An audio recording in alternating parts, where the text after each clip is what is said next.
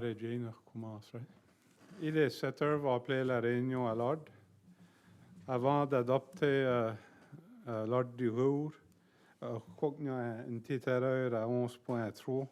Stéphane, là, c'est 2019, ça devrait aller jusqu'à 2024, si vous voulez corriger cette erreur-là.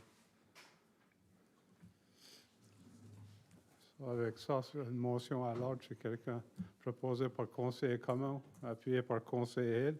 Tous en faveur, indiquant disant oui. Quand? Motion adoptée. Y a-t-il des items sur l'agenda qui pourraient vous mettre dans un conflit d'intérêt? Alors là, 3 présentations à nouveau point de soir. 4, adoption des minutes. 4.1, septembre 19 2018, réunion régulière du Conseil. Y a-t-il des erreurs ou des omissions? C'est cette histoire. So, il y a une petite clarification qui devrait être faite à la motion de 5.3. Lorsque ça m'a... C'est en anglais, Councillor Yvon Leblanc, motion to... Je suis à la bonne entre là? Oui, motion to postpone. Ça devrait être motion to recommend. Parce que c'est une motion pour recommander au Conseil. So, techniquement, la motion n'avait pas été faite. So, si vous voulez approuver les minutes avec ce petit camp-là. So, proposé par conseiller Hill, appuyé par conseiller Deveau. Tous en faveur, indiquant disant oui. Count. Motion adoptée. 4.2, le 3 octobre 2018, réunion du comité du conseil. Y a-t-il des erreurs ou des omissions? Proposé par conseiller Hill, appuyé par conseiller Thibault. Tous en faveur, indiquant disant oui. Count. Motion adoptée. Il n'y a rien sous les affaires découlantes des réunions précédentes.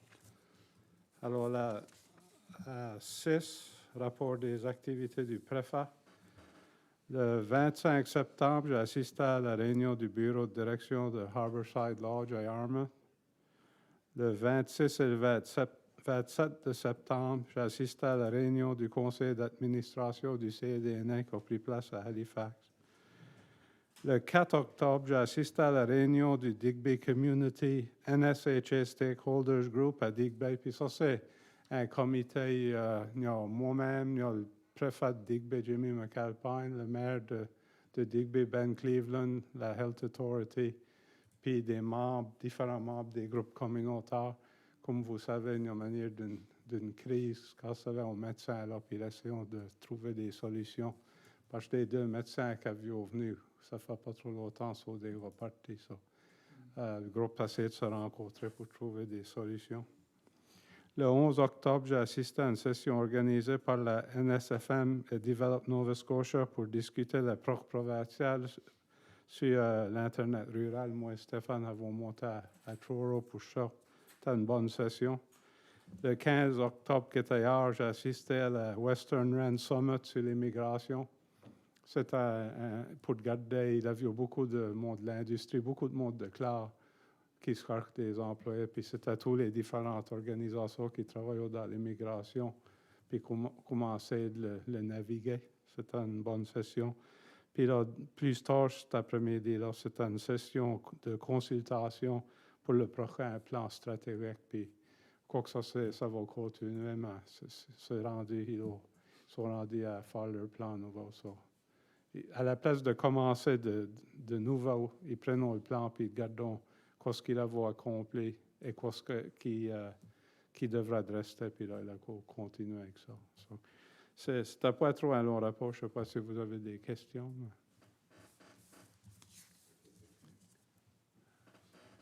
Quand vous avez rencontré pour parler de l'Internet à haute vitesse, quand c'était? C'était à Truro. C'était une session comme Develop Nova Scotia. C'est eux qui sont en train de mettre les critères en place pour le 192 millions que la province a mis d'abord pour l'Internet. Mais honnêtement, je veux dire, il n'y avait pas beaucoup de nouveaux. essentiellement expliqué comment leur vision, et l'avion Eastlink était là, et Seaside. Et puis, il y avait beaucoup de discussions. Puis là, l'après-midi, il y avait 3 municipalités qui ont plus ou moins expliqué la manière que nous approchions. Il y avait Lunenburg, Kings County, qui avait eu de l'argent de CTI, là, la City Connecting Communities. Puis Annapolis était là pour présenter leur programme. So, essentiellement, c'était ça. Mais il n'y avait pas moi, je n'ai pas vu qu'il y avait de critères pour l'application encore. OK. Il n'y a pas de critères pour le financement encore que sorti, mais il a votre une idée quand est-ce qu'il y aura des critères? À cette heure, ils sont en train de consulter avec les communautés où ils s'apprêtent à commencer à consulter pour développer les critères. Si je me rappelle bien, ils sont en train de garder au printemps 2019 dans ces alentours-là. Ils n'ont pas donné une date spécifique, mais c'est ça qu'ils sont en train de viser. Fin d'hiver, commencement du printemps 2019. On avait parlé un petit peu plus tôt, Stéphane, mais il passait peut-être que... Merci. C'est bon d'en parler parce que 192 millions. Le problème qu'ils pensent, c'est un problème de 500 millions pour la province. So, il essaie de voir comment est-ce qu'ils peuvent dépenser l'argent pour être vraiment effectif. Puis c'est avec des partenaires, que ça soit avec le secteur privé ou avec la CRTC qui va coster 750 millions pour le Canada. Mais ils n'ont pas vraiment mis leurs critères en place non plus. Puis de ça qu'on comprend avant l'élection 2019 fédérale, le fédéral va sortir avec un autre programme de Connecting Communities. Je ne savais pas le montant, mais il y a des rumeurs que c'est dans les 150 millions. So, il y a de l'argent à l'entour, il faut s'enligner pour fédéral, oui. So, alors, je crois que l'idée, c'est avec notre expression of interest, puis le fait que je sois négocier avec Mainland, si je peux nous aligner avec ces programmes-là, peut-être que pourrons nous... Et ça pourrait être du beau timing, c'est que ça veut travailler, ça veut s'enligner. As-tu d'autres questions? Ensuite, alors la présentation officielle des membres du conseil. Conseil Patirquois, Vatco? Oui, c'est juste pour dire, on a une entreprise dans Clare ici qui va célébrer le 80e anniversaire de travail. Et puis, c'est le 20 octobre 2018, AF Terrios and Sons, il va y avoir une cérémonie d'ouverture, une journée de la famille. Ça fait qu'il invite tout le monde à aller visiter tout ce qu'ils ont fait dans ces années ici. Puis le conseil, même, on va lui envoyer un certificat qui va être présenté par le préfet du temps des cérémonies.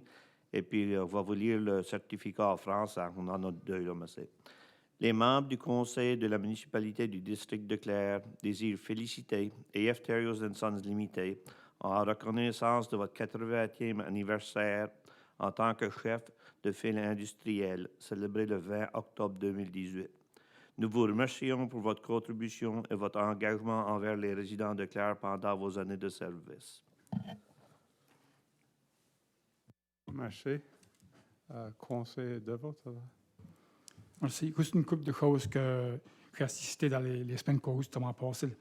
Avant la réunion, le 3 octobre, j'ai assisté à une tournée, un tour de Acadian Seaplants à Cornwallis Park, qui était vraiment intéressant. On a tout visité, ce qu'ils font avec le gouvernement. Ça fait que c'était vraiment, vraiment intéressant. J'ai assisté ça avec une couple d'autres conseillers, M. Cyr et puis notre préfet. Le 11 octobre, j'ai assisté à un symposium sur l'énergie. Energy Symposium, ça présente à Digby. C'était pour ils ont beaucoup parlé du futur de comment est-ce qu'on va se réchauffer, comment est-ce qu'on va... C'était intéressant. Il y a eu des personnes qui ont parlé pour et des personnes qui ont parlé contre. Ça fait que c'était vraiment une bonne journée. le 13 octobre, j'ai participé à l'anniversaire de la chanson. C'est le 40e anniversaire de la chanson Stone Evil Station qui a été écrit par Denis Como, qui est de Clare.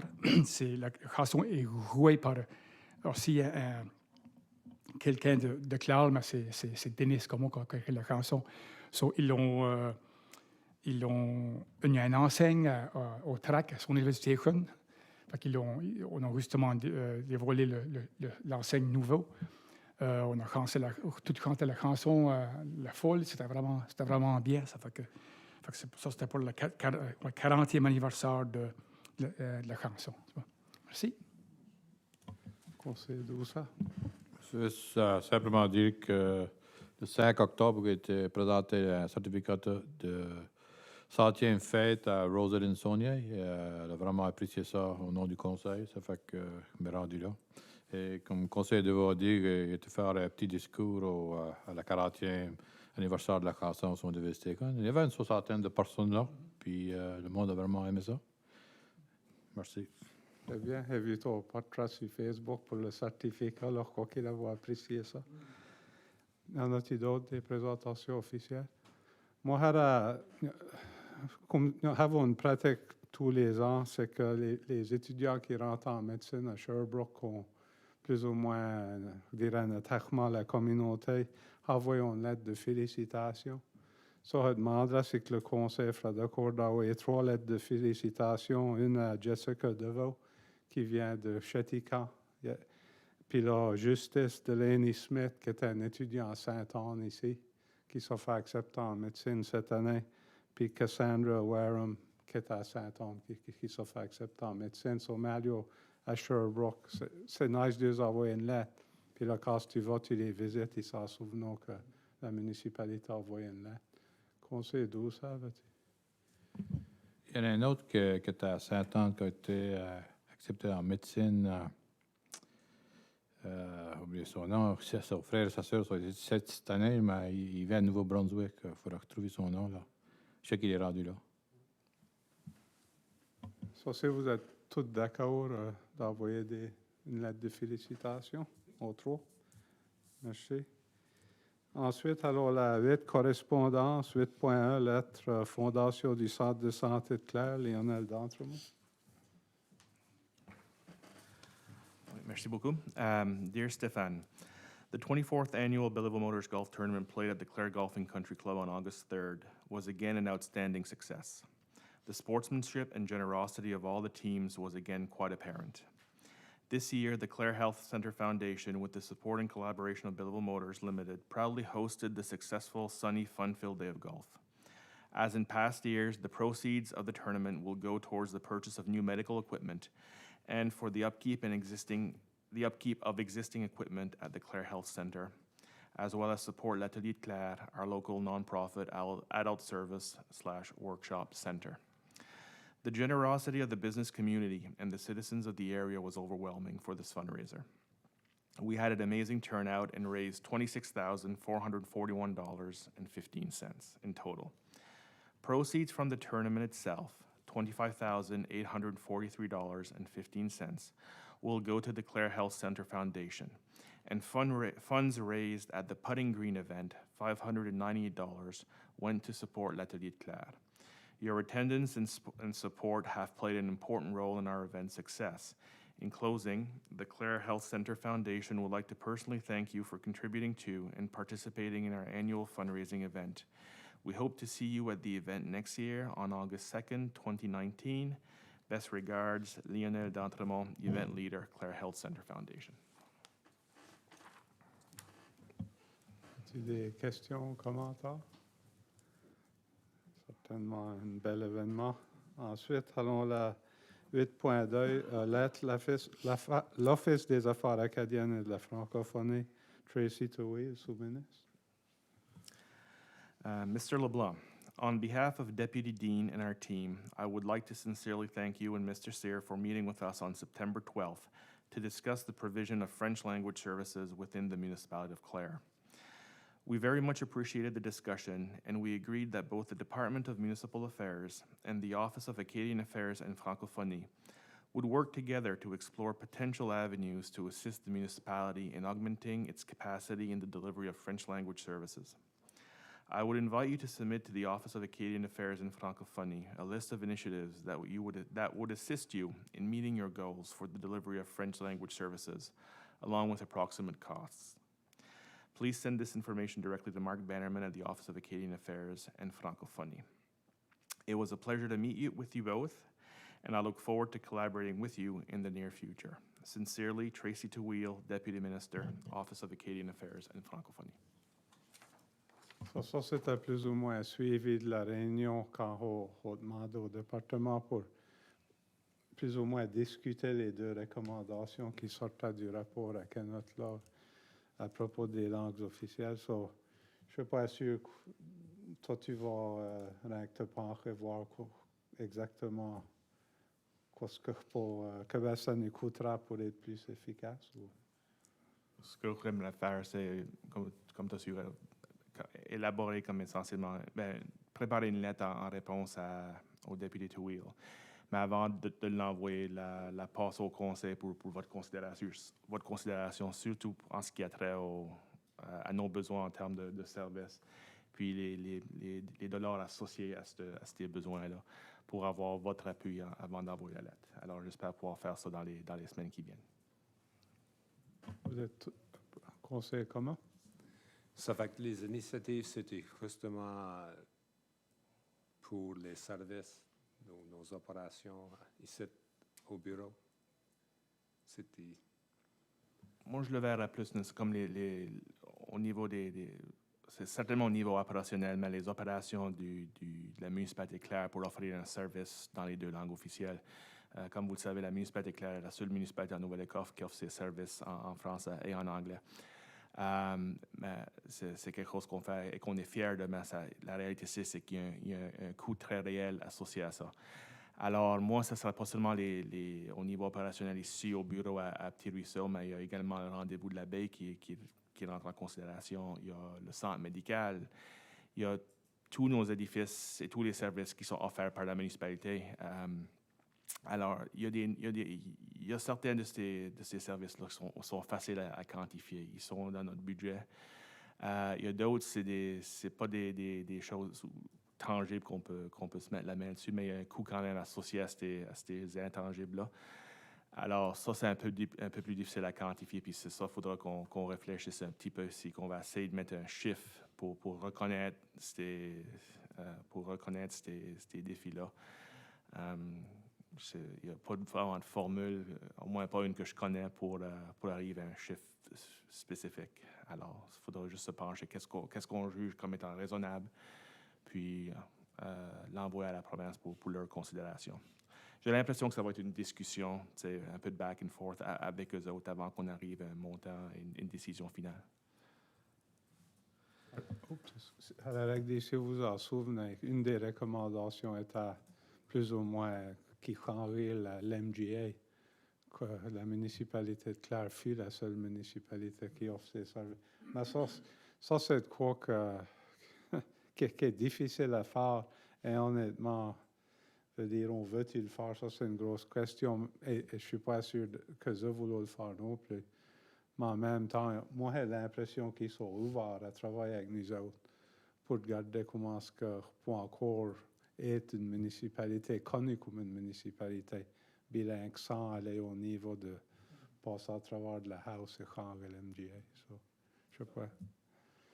Ça, c'est de s'inclure à point donc notre héritage et culture et l'éducation et des affaires de même. C'est rien, c'est spécifiquement... Non, ça serait plus comme des coûts opérationnels, comme par exemple le fait qu'on offre, un exemple facile, c'est la traduction simultanée qu'on offre à nos réunions. C'est un service qui, comme je dis, qui n'est pas offert par d'autres municipalités, à ce que je sache. Mais il y a un coût réel d'associé à la livraison de ce service-là. Puis présentement, c'est un coût qui est payé pour à 100% par la municipalité. Et il y en a plusieurs autres de même. Tous nos affiches, dans la mesure du possible, on les fait en français et en anglais. Ça veut dire qu'on a encore des coûts additionnels quand ça vient à la publicité, à la promotion, etc., etc., etc. Alors, c'est ça qu'on est en train de regarder à la province pour s'ils veulent qu'on soit reconnu comme une municipalité bilingue, comme que le rapport le recommande. Et certainement, nous autres, on va assurer un service de qualité en français et en anglais. On est en train de dire vraiment, il nous faut un peu d'aide pour pouvoir le faire. Leur aide, ça serait grandement apprécié si ils veulent qu'on implante les recommandations qui sont dans le rapport telles qu'ils sont présentées. As-tu d'autres questions? Ensuite, alors la 8.3, invitation, cérémonie d'ouverture, la journée familiale à Eftaria. Ça, c'était juste à titre d'information, mais le conseiller Poitiers a déjà touché dessus plus tôt, mais c'est encore une fois la cérémonie d'ouverture et journée de la famille chez Efterio. Le conseil, les membres du conseil et du public sont invités cordialement pour assister à leur célébration du 4e anniversaire. Alors, simplement à titre d'information pour le conseil et pour le public.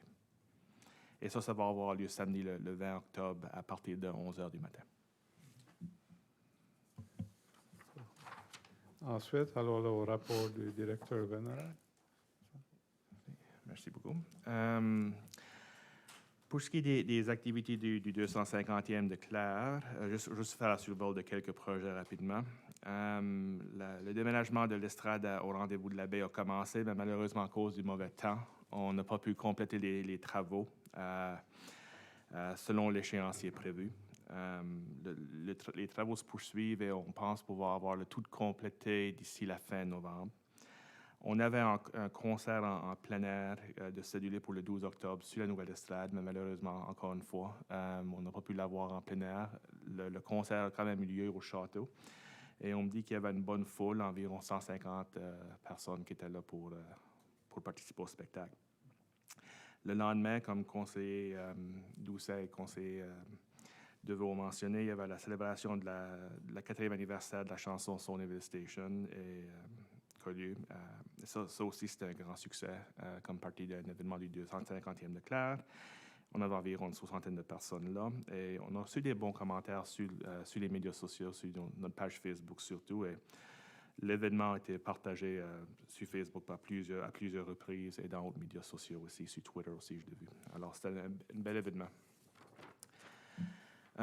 Pour ce qui est du hub culturel, vous l'avez peut-être vu au chemin, l'enseigne, on est en train de monter l'enseigne. La base a déjà été coulée. Là, récemment, on a montré le cadre en aluminium pour l'enseigne. La balance des travaux seront posés d'ici, comme c'est essentiellement la toiture, qui va être une toiture bleue pour matcher avec celle de l'édifice. Et poser les enseignes pour identifier les différents locataires du centre. Ces travaux-là vont se compléter d'ici quelques semaines.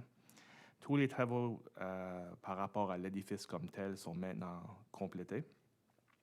Et si vous vous rappelez peut-être que plus tôt cet été, encore une fois, comme partie du 250, il y avait une expo photo qui avait eu lieu au rendez-vous de la baie à la galerie du Trécarré.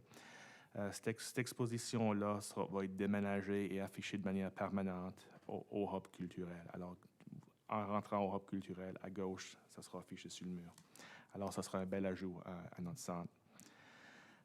Pour ce qui est de la caserne des pompiers à Saint-Bernard, les dernières retouches sont en train de se faire cette semaine. C'est surtout juste des petites au niveau de la peinture. Alors, le projet est essentiellement complété. Il y a quelques petits travaux mineurs qui tombent à l'extérieur de l'énoncé de travail du projet original. Il y a des storage racks et peinturer quelques planchers du côté des pompiers. Ça va se faire. C'est des pompiers qui vont faire ça eux-mêmes. C'est pas quelque chose qui sera rajouté au contrat. Si tout va tel que prévu, les pompiers pensent pouvoir être déménagés dans la salle d'ici la fin du mois, alors d'environ dans 2 semaines. Pour ce qui est du centre des anciens combattants de Clare, si vous vous rappelez, on avait évité des soumissions pour des travaux dans la salle du bas pour convertir ça dans essentiellement un studio de danse. Cette demande de soumission-là va fermer le 16 juillet, mais le montant ou les soumissions qu'on avait reçues étaient considérablement plus haut que ce qu'on avait budgété pour les travaux. Alors, on a décidé de nouveau inviter des soumissions pour ce même projet-là. Et ça va fermer le 29 octobre, alors d'ici une couple de semaines. Pour ce qui est du plus gros projet d'infrastructure qu'on avait parlé au Conseil pour garder une autre phase de rénovation à l'édifice du centre culturel, du centre des anciens combattants, le staff est présentement en train de mettre ensemble des estimés sur certains projets qu'on pourrait possiblement aller de l'avant avec. Et une fois que la province et le fédéral annoncent leur deuxième ronde de financement pour des projets d'infrastructure qui est prévu pour le 1er avril 2019. Alors, on est tranquillement en train de monter une demande. L'intention serait de présenter la demande au Conseil pour votre approbation avant d'aller plus loin et de la soumettre au fédéral et à la province. Le Grand Fonds d'eau a été un autre grand succès pour nous autres cette année. La météo était parfaite. On avait 1042 personnes qu'on enregistrait pour l'événement. Et la journée même de l'événement, il y en avait 970 qui ont participé à la course. Tous les ans, on en a que la dernière minute qui décident de ne pas participer. Et ce n'était pas différent cette année, mais quand même un bon turnout.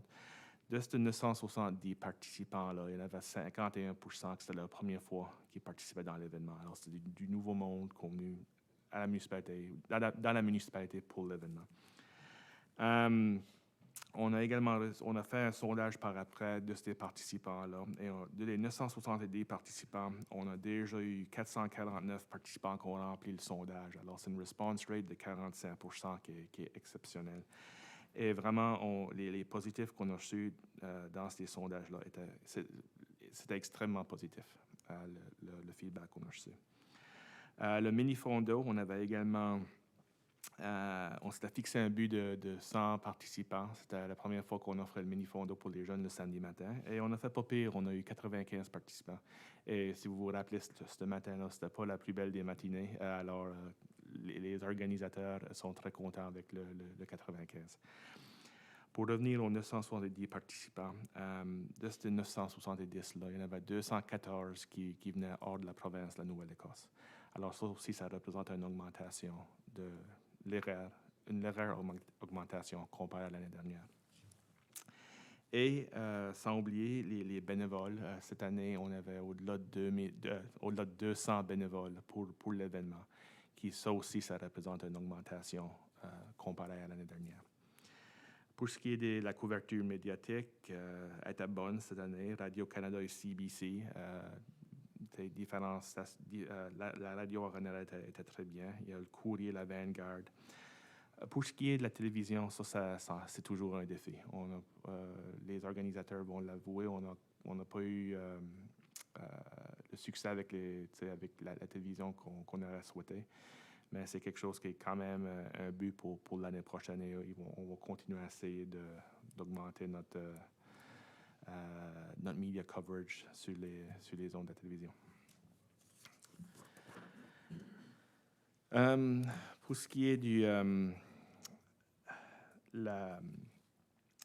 notre usine de traitement des égouts à Metehagan, l'Outfall Pipe que je vous ai parlé de, il nous restait quelques petits éléments pour finir ce projet-là. On a reçu tous les équipements, tous les matériaux qu'on avait besoin pour finir le projet. L'Outfall Pipe, la nouvelle pompe, le Variable Force Drive, tout est arrivé maintenant sur le site. L'installation va avoir lieu la semaine prochaine. Nos 2 employés en service public, Jody et Chelsea, ont reçu une formation, un Polymer System Training sur les nouveaux équipements. Alors, d'ici la semaine prochaine, ce projet-là devrait être complété, fait final. L'Internet rural, encore un dossier très important pour la municipalité. Comme le préfet a mentionné plus tôt, on est toujours en discussion avec Mainland Telecom. La solution qu'on propose et qu'on espère pouvoir implanter va regarder du fibre optique jusqu'à la maison, le last mile. Dans les régions moins peuplées et qui sont plus isolées, la solution sera sans doute une solution sans fil. À l'instant, on n'est pas certain exactement où est-ce que les routes du fibre optique vont passer. Les maps n'ont pas été finalisées encore. Mais je peux vous dire qu'il y a une portion substantielle de la municipalité qui sera desservie par du fibre optique. On espère pouvoir communiquer plus d'informations publiques sous peu, une fois qu'ils sont disponibles. Et ça, on va sûrement le faire avec un énoncé de presse. Et ça, c'est un sujet qu'on va discuter plus longtemps ce soir en session à huis clos, étant donné la nature des informations qu'on a à vous partager. Le CMA 2004 est surtout la préparation de la mise en candidature de la municipalité de Clare et d'Argyle. Le travail se continue au niveau de notre comité ad hoc. On a invité des soumissions du secteur privé pour des services de consultation.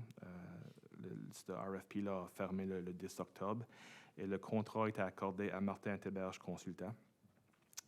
On s'est rencontré avec M. Théberge aujourd'hui pour essentiellement élaborer un plan d'action pour comment s'attaquer à la préparation du dossier de mise en candidature, parce que ça demande quand même un assez gros travail dans une courte période de temps. La municipalité a également reçu, si vous vous rappelez, on avait soumis une demande au bureau ou à la province de Nouvelle-Écosse par l'entremise du Bureau des affaires acadiennes et de la francophonie pour de l'argent pour nous aider à défrayer les coûts associés à monter ce dossier-là. Notre demande a été accordée par la province. On a reçu, ou on va recevoir un 25 000 $, qui est essentiellement du matching funding avec ça que la municipalité de Clare et la municipalité d'Argyle mettent envers le projet. Alors ça aussi, c'est des bonnes nouvelles.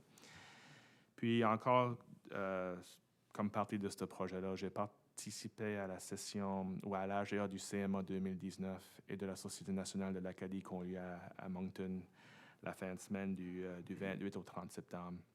Et ça aussi, c'était juste pour faire un peu de réseautage, rencontrer les différents joueurs, les membres de la Société nationale de l'Acadie.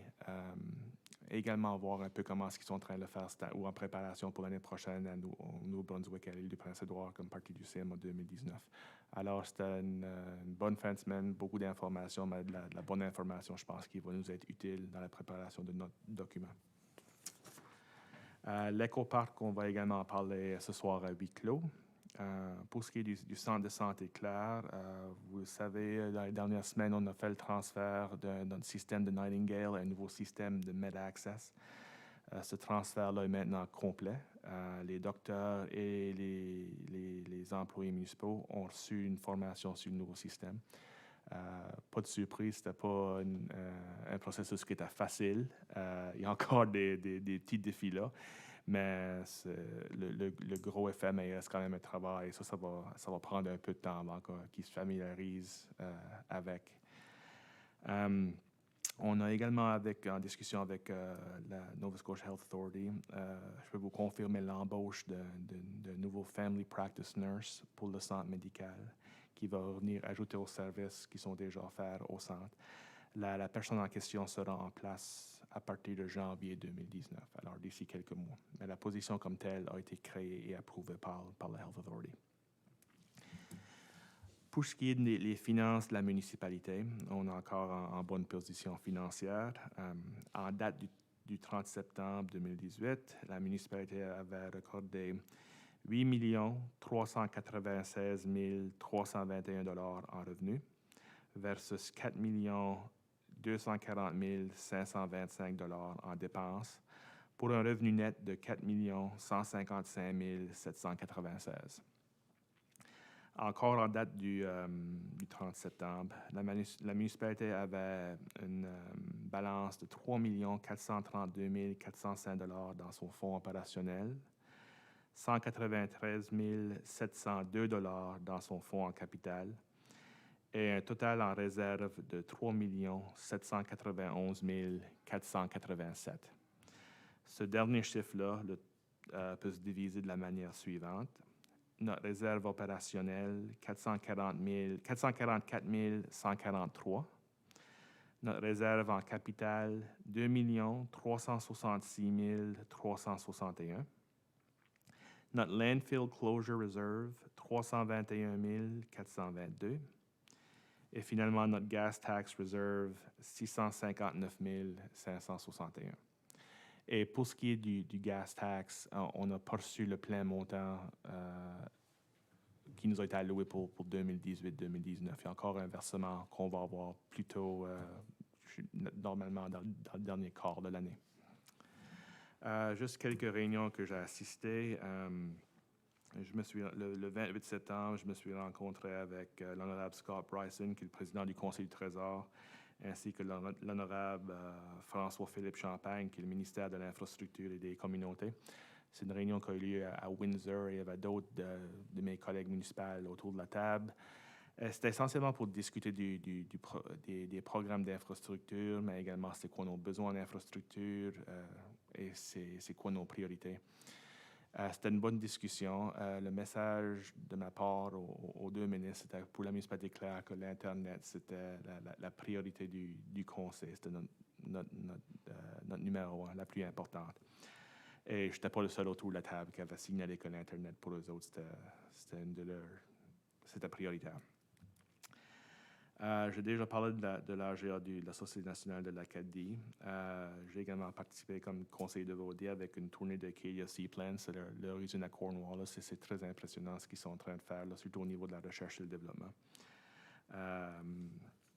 Et quelques autres sessions qui ont été mentionnées plus tôt par divers membres du conseil. Quelques réunions auxquelles je vais participer d'ici les prochaines quelques semaines.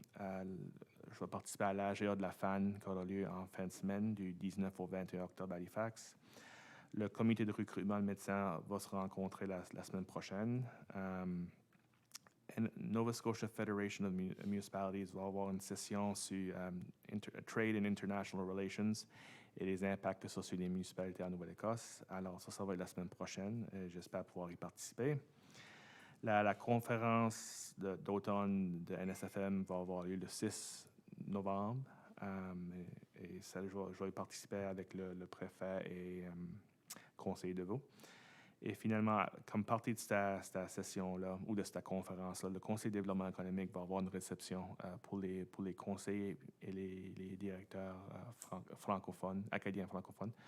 Alors ça, normalement, c'est une belle occasion pour du réseautage. Je parle avec d'autres municipalités acadiennes dans la province. Et un bel échange d'informations, ainsi qu'avec des fonctionnaires et dans certains cas, des divers ministres de la province. Alors, c'est une belle occasion de se réseauter. Et ça, c'est mon rapport. Oh, oui, excuse-moi. Merci beaucoup. Je voulais juste aussi, je pense que vous l'avez tous rencontré, mais pour ceux vous autres qui ont pas eu le plaisir de la rencontrer, peut-être pour ceux aussi qui nous écoutent à la maison, on a récemment embauché Amy Paradis comme notre nouvel agent de communication. Amy ici ce soir pour essentiellement voir qu'est-ce qui se passe au conseil. Et dorénavant, Amy sera une présence régulière à nos réunions du conseil. Alors, j'ai demandé d'assister ce soir et moi, ça fait seulement une semaine qu'elle est ici, mais on l'apprécie déjà. Alors, pour moi, je suis confiant que ça va être un bel ajout pour l'équipe ici à la municipalité. Alors, bienvenue, Amy. Bienvenue. Marcin, as-tu des questions sur ce rapport? Oui, conseiller comment? La position au centre de santé, c'était pour le family practitioner, c'est du temps plein? Oui, c'est à temps plein. La position est déjà... la sélection du candidat ou la personne qui va avoir le poste a été faite en collaboration avec nous autres, un représentant des médecins au centre médical et la directrice du centre de santé Claire qui représente la municipalité autour de la table. Alors, c'était vraiment c'est un employé de la Health Authority, mais la décision par rapport au choix de l'individu a été faite en collaboration entre les trois groupes essentiellement. As-tu d'autres questions?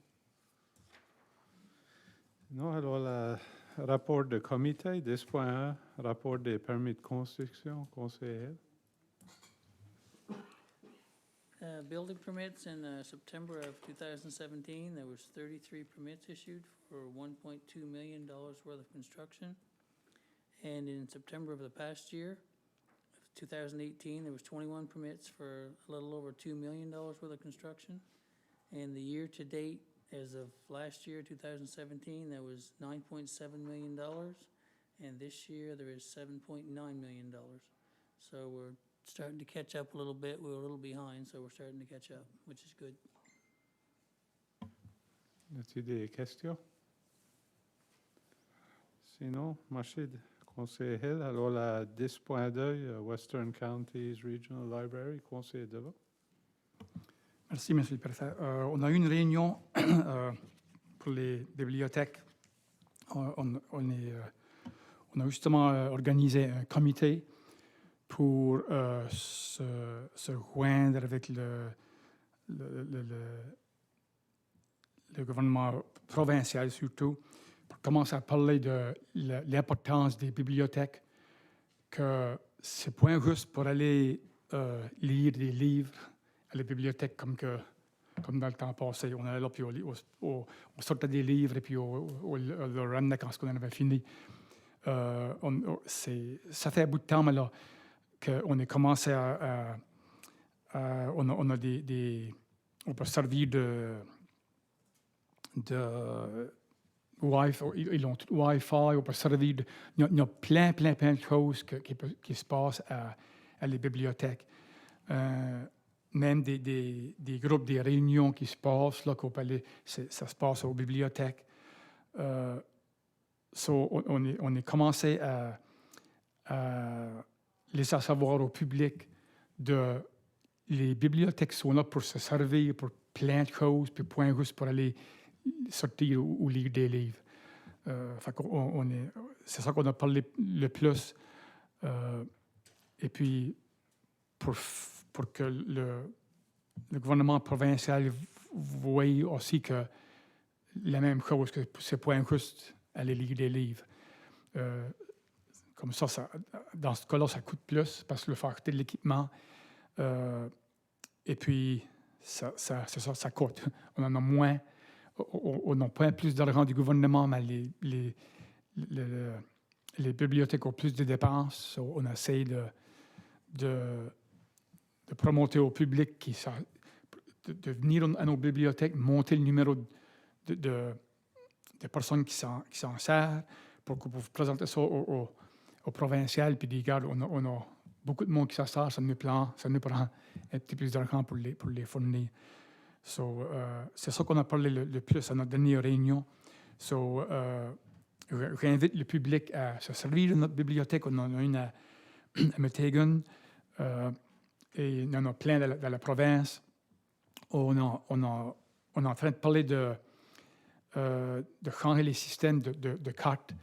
Que la carte qu'on va, par exemple, si on a une carte de membre de la bibliothèque à Meteghan, on pourra aller à la bibliothèque à Halifax, puis servir de la même carte, ça fait toute la même carte à travers la province. On est en train d'essayer d'appliquer ça, qui va être beaucoup plus facile à regarder les bibliothèques comme ça. C'est ça. J'invite le public à s'en servir, les bibliothèques. Ça ne coûte rien. Ils sont là pour le public. Merci. Merci. As-tu des questions pour le conseiller de vote? Ensuite, alors la nouvelle affaire, 11.1, motion refinancement de la dette capitale, centre de santé de Clare. Tu parlais là-dessus après? Juste à titre de rappel, quand le conseil dans le temps avait décidé d'aller de l'avant avec la construction du centre médical, partie du financement pour la nouvelle édifice, c'était une hypothèque de 2,5 millions, amortie sur 20 ans. On est maintenant rendu à la 10e année de ce prêt-là, et selon les termes selon les termes du prêt, à travers la Municipal Finance Corporation, on a maintenant deux options. Un, c'est soit refinancer le prêt sur la balance la balance ou sur le dernier 10 ans, ou de payer la balance du prêt au complet. La recommandation du personnel, c'était de refinancer sur la balance du prêt sur 10 ans, et le conseil a passé une motion à cet effet plus tôt cet été. En discussion avec la Municipal Finance Corporation, on nous a dit que le prêt, il fallait qu'on prenne une décision et que la balance du prêt, le balloon payment, arrivait dû le 24 octobre. Par contre, quand on a entamé les démarches avec eux autres pour assurer le refinancement, il n'y a pas de problème, ça va se faire sans problème, sauf que le plus tôt que l'argent peut nous être disponible pour refinancer le prêt, c'est le 9 novembre. Alors, ça reste une période d'un peu plus que 2 semaines là, qu'il faut qu'on fasse des arrangements pour adresser ça. Alors, ça aussi, si vous vous rappelez, il y a deux solutions. L'un, c'est qu'on arrange du bridge financing ou un prêt à court terme pour faire ce paiement-là de 1,25 million. Et qu'une fois qu'on reçoit le financement de Municipal Finance Corporation, on fait juste payer ce prêt-là. La deuxième option, et celle que le personnel est en train de recommander, la directrice des finances et moi-même, c'est qu'on finance ce bridge financing-là, qu'on le fournisse à partir de nos propres réserves à nous autres. On a l'argent en réserve, en capital. On a les moyens de le faire. C'est rien qui va négativement impacter les finances de la municipalité, étant donné que c'est surtout sur une période de 2 semaines. Une fois que l'argent de la Municipal Finance Corporation est disponible pour nous autres, l'argent là sera déposé dans notre compte et on fera simplement de la remettre dans la réserve. Alors, la dernière réunion, on avait fait une motion pour recommander de procéder de cette manière-là, afin d'éviter tous les coûts administratifs associés avec établir ou mettre en place un prêt de 1,25 million pour essentiellement 2 semaines. On avait dit qu'on se financerait nous autres-mêmes à travers notre réserve. Alors, la motion ici ce soir, c'est simplement pour chercher une motion officielle de la part du Conseil pour nous permettre de faire ça. Est-ce quelqu'un qui va faire la motion? Sous Fadusa? Je propose que le Conseil de la municipalité du district de Clare accorde un financement provisoire de 1 250 000 de la réserve en capital pour le refinancement de la dette en capital du centre de santé de Clare, jusqu'à ce que le montant de 1 250 000 soit reçu du Municipal Finance Corporation dans le cadre du processus de débiture de l'automne 2018. Est-ce quelqu'un qui va appuyer ça? Conseiller Potier? Y a-t-il de la discussion sur la motion? Tous en faveur, indiquant en disant oui. Oui. Contre? Motion adoptée. 11.2, motion pour accorder une soumission service d'incendie, revue capitale et opérationnelle.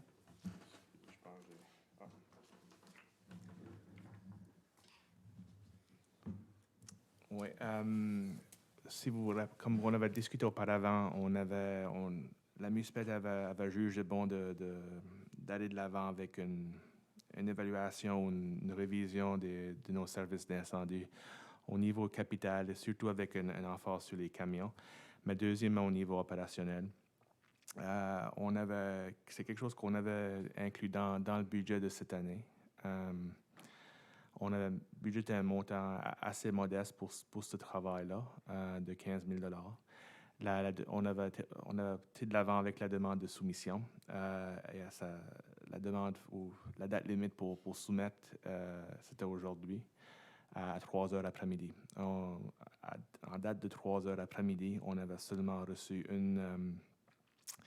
une soumission de la part de KCB, Kelton, Chertow and Boyd Inc. C'est une compagnie à Mississauga, en Ontario. En lisant la demande, certains qui répondent aux critères de ils répondent aux critères de l'RFP, il n'y a pas de doute, et je dirais même qu'ils vont même au-delà de ce qu'on a demandé pour. Alors, certainement au niveau de leurs compétences, leurs expertises, ce qu'ils proposent à nous offrir en termes de services et de deliverables, c'est tout bien. Par contre, le coût demandé pour ce travail-là est beaucoup plus élevé que ce qu'on avait budgété pour. Mais en même temps, c'est la seule qu'on a reçue. Il y a des compagnies en Nouvelle-Écosse que je sais pour un fait qui font ce travail ici. Il n'y en a pas une malheureusement qui a soumissionné. Je ne sais pas si c'est à cause qu'ils sont juste très occupés et ils n'ont simplement pas le temps. Mais ça étant dit, j'ai besoin un peu de direction de la part du conseil de comment vous aimeriez procéder.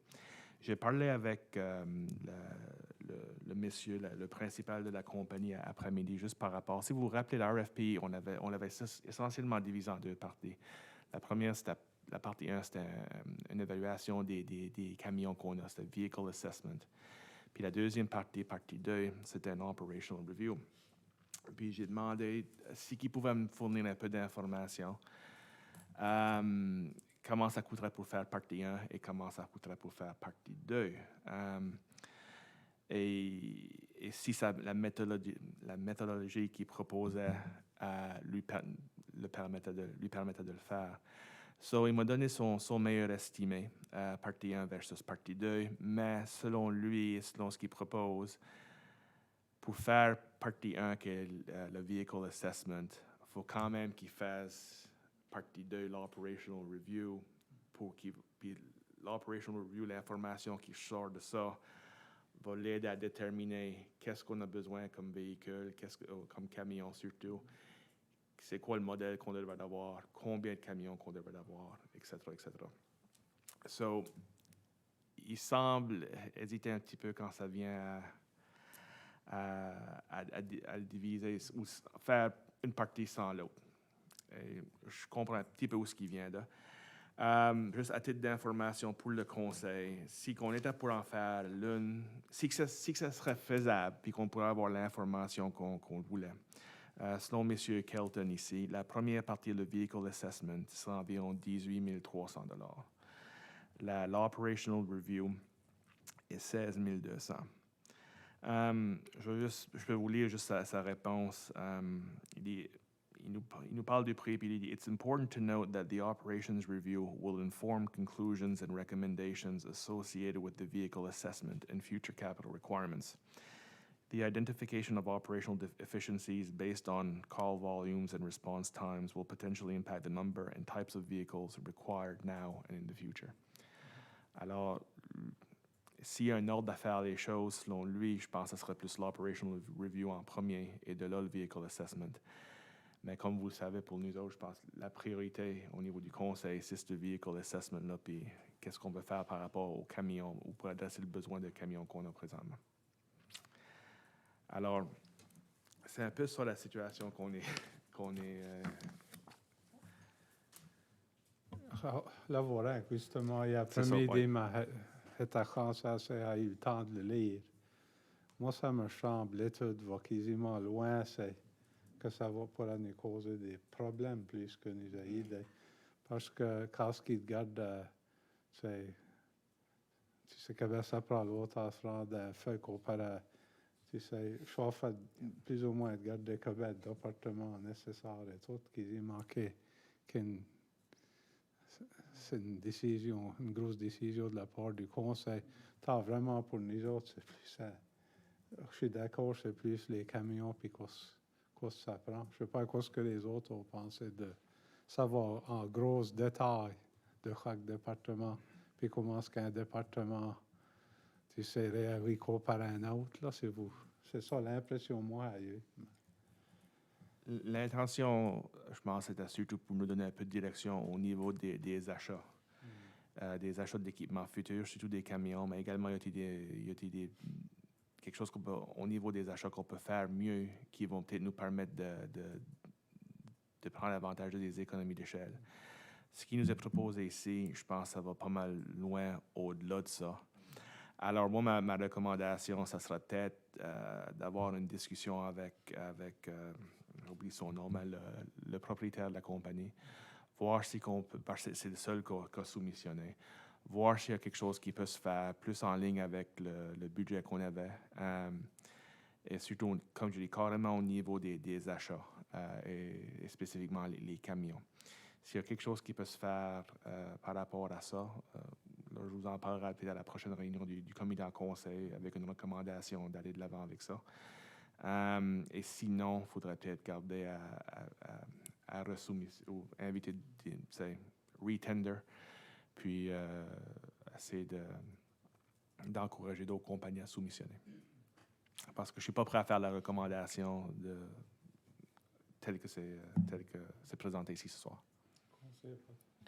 La dernière chose que tu as touché dessus, retender, si tu veux le mettre de même, là, ça me pense que ça ferait une bonne idée d'aller back à retender, parce que pas rencontrer nos critères à nous autres, mais juste aller pour l'évaluation des camions pour le moment.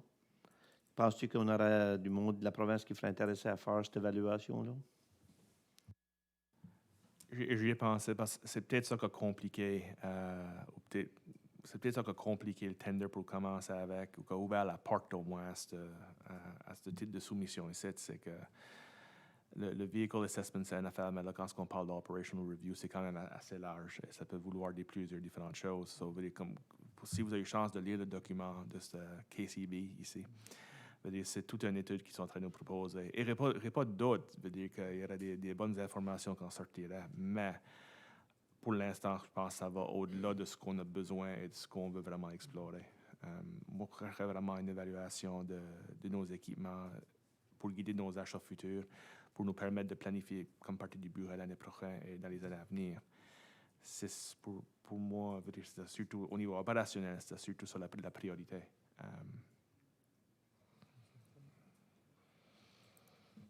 Pour des appels d'offres, des invitations to tender, qu'est-ce que la limite qui te permettra à faire ça sans aller à un RFP ou à tender? Selon notre procurement, c'est n'importe quoi au-delà de 15 000 pièces. Il faut qu'on ait procurement, qu'on l'affiche le procurement website ou le site d'achat provincial. Si c'est au-delà de 600, si je ne me trompe pas, entre 1500 et 15 000 pièces, je parle avec un invitational tender qui me demande d'avoir d'approcher au moins 3 compagnies pour avoir des soumissions. En dessous de 1500 pièces, c'est à ma discrétion. Et c'est ça que et c'est ça que tu penses à peut-être de faire si tu pourrais négocier avec la compagnie? C'est à cause qu'on était on avait un budget de 15 000 pièces et je m'étais dit qu'on allait sûrement être proche du 15 000. C'est un item dans notre budget, alors c'est de l'information publique. Je me dis, il y a au moins 6 compagnies en Nouvelle-Écosse que je sais qui font ce travail-là parce qu'on a parlé avec le bureau du Fire Marshal et c'est lui qui nous a fourni une liste. Alors, on espérait qu'en l'affichant sur le site web de la province, parce que lui nous a dit, si vous l'affichez sur ce site web-là, ils vont le voir, ils vont appliquer parce que je les connais. Malheureusement, je ne sais pas si c'est qu'ils ne l'ont pas vu ou si qu'ils n'ont juste pas appliqué. Alors, j'aurais l'impression, si on retender avec juste un RFP qui est un peu plus comme qu'on demande moins dans l'RFP, qu'on se concentre uniquement sur l'évaluation des équipements et des camions. Je peux encore le mettre sur le site web de la province, mais je peux contacter ces 6 compagnies-là individuellement, puis juste avoir cette discussion avec eux autres. Ça ne sera pas vraiment un invitational tender, parce que, oui et non, parce qu'on irait au-delà des 3 compagnies. J'inviterais les 6 à soumissionner. Puis je donnerai également la chance à KCB aussi de reviser leur soumission. Parce que veut pas, ils ont mis du travail dans ce site pour soumissionner et ils ont rencontré la date limite pour. So, je voudrais quand même leur donner la chance de reconsidérer leurs offres s'ils veulent. Merci. En lisant les documents, il n'y en a pas d'autres qui sont qualifiés pour faire le travail, mais moi, j'ai trouvé que c'était beaucoup plus avancé que ce qu'on demande peu. Et puis des dépenses que, bien sûr, parce que lorsqu'ils deviennent avec des dépenses que je trouvais que c'était une miette. Mais c'est dommage que c'est haut parce que ça a fait du bon travail. Mais là, moi, je trouve que c'est plus que ce qu'on a besoin.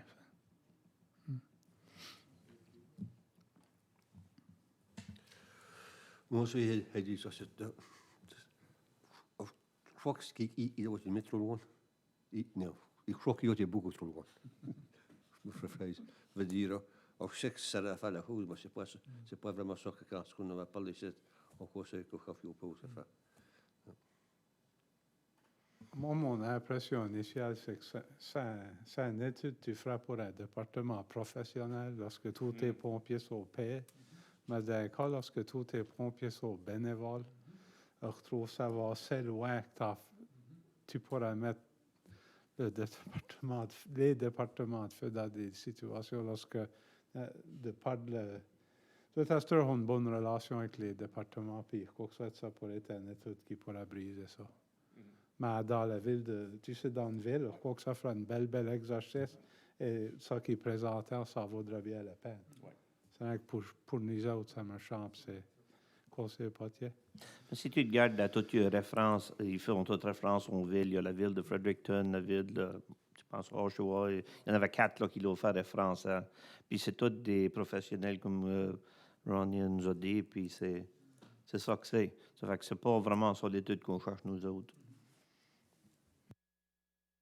Je crois qu'il y a un consensus de travailler, voir parce que c'est pour trouver quelqu'un qui peut rentrer vraiment regarder à nos besoins. Si vous êtes tous d'accord avec ça. Ensuite, 11.3, l'aide d'appui programmation 2019-2024, Société acadienne de Clare. Oui, j'ai parlé avec la directrice générale de la Société acadienne de Clare, Nathalie Robichaud, puis elle voulait premièrement offrir ses excuses. Elle voulait faire la demande en personne quand ça se présentait au conseil plus tôt ce mois-ci pour parler d'un des projets qu'ils sont en train de travailler dessus. Puis elle a simplement oublié. Alors, elle m'a appelé le lendemain pour s'excuser, pour offrir ses excuses au conseil. Mais ça qu'elle voulait vous demander comme partie de sa présentation, c'est que la Société acadienne est présentement en train de préparer leur demande de financement à Patrimoine Canada. Et c'est une demande qu'ils font vraiment pour financer leur programmation pour les prochaines 5 années, dans ce cas ici de 2019 jusqu'à 2024. Comme partie de cette demande à Patrimoine, elle voulait demander au conseil s'il peut avoir une lettre d'appui de la part de la municipalité, simplement pour renforcer leur demande. Pour montrer qu'il y a un engagement de la part de la municipalité et qu'on travaille en partenariat avec la société et vice-versa. Elle n'est pas en train de nous demander de l'argent, simplement une lettre pour appuyer la demande. Alors, si c'est quelque chose que le conseil est ouvert à faire, je demanderais pour une motion juste pour me permettre d'écrire cette lettre-là. Quel conseiller Thibault? Oui, Mohamed propose que le conseil de M. Leclerc a une aide d'appui à la Société acadienne de Clare. Quelqu'un qui veut seconder ça? Secondé par conseiller Hill. Y a-t-il de la discussion sur la motion? Tous en faveur, indiquant disant oui. Count. Motion adoptée. Ensuite, nombre 12, session à huis clos pour tout le monde qui sont sur les ondes. À vos 3 items à huis clos, 12.1, Ecopark, 12.2, Internet rural, puis 12.3, ressources humaines. Ça prendra une motion pour aller à huis clos, proposer de sous-préfet 12 ça, appuyé de conseiller Potier. Tous en faveur, indiquant disant oui. Count. Bonsoir. Motion passée, bonsoir à tout le monde qui est sur les ondes. Ouais. Ça, c'est les comptes. Je ne sais pas si c'est Amy qui va écrire les lettres. C'est Badiel qui va écriire les lettres pour ça. Moi, je peux passer ça hier. Ah, OK. Puis là, Ça, c'est le rapport que tu veux. Ou Ou Stéphane. Ouais, peut-être l'envoyer tout